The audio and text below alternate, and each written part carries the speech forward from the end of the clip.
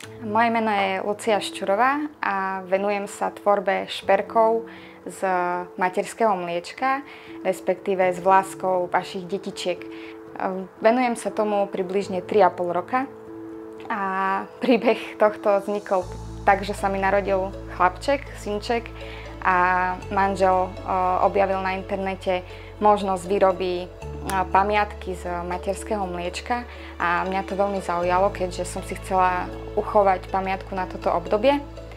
No a začala som tak, že som si chcela vyrobiť teda ten šperk. A vznikla vlastne moja prvá gulička na náramok. Názov mojej dielničky je Čiastočky z nás, práve preto, lebo využívam komponenty, ktoré sú priamo od vás, alebo od vašich detičiek.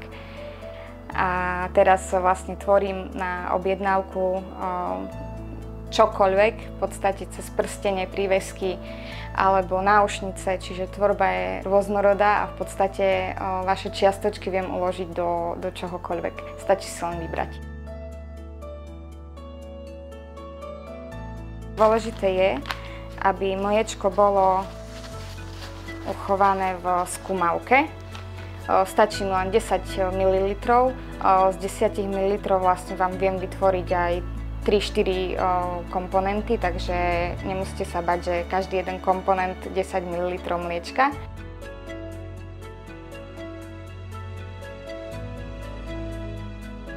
Po jeho spracovaní mliečko vyzerá takto.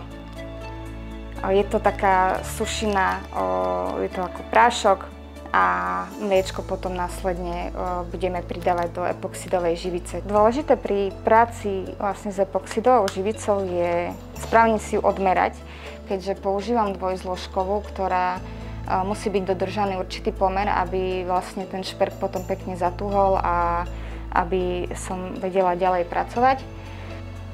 A vlastne pri prilievaní tej druhej zložky je dôležité už ísť pomaly, aby sme to neprehnali.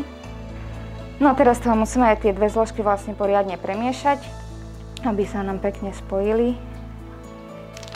Do takejto rozmiešanej zložky pridávam vlastne to spracované mliečko.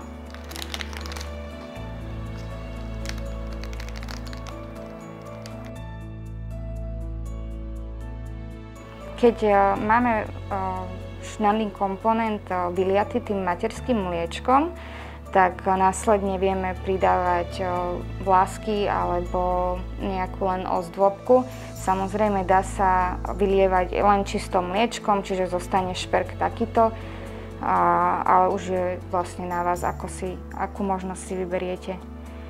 A keďže lôžko, srdiečka sú veľmi maličké, tak samozrejme si potrebujem ten kmeň toho stromu vytvarovať a odstrihnúť si len požadované množstvo vláskov.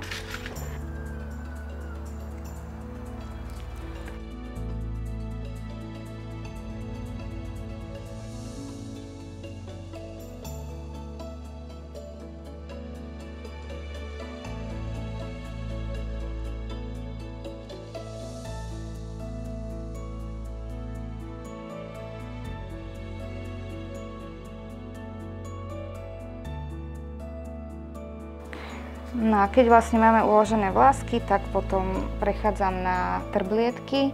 Toto boli chlapčekové, synčekové, takže ideme dať modré.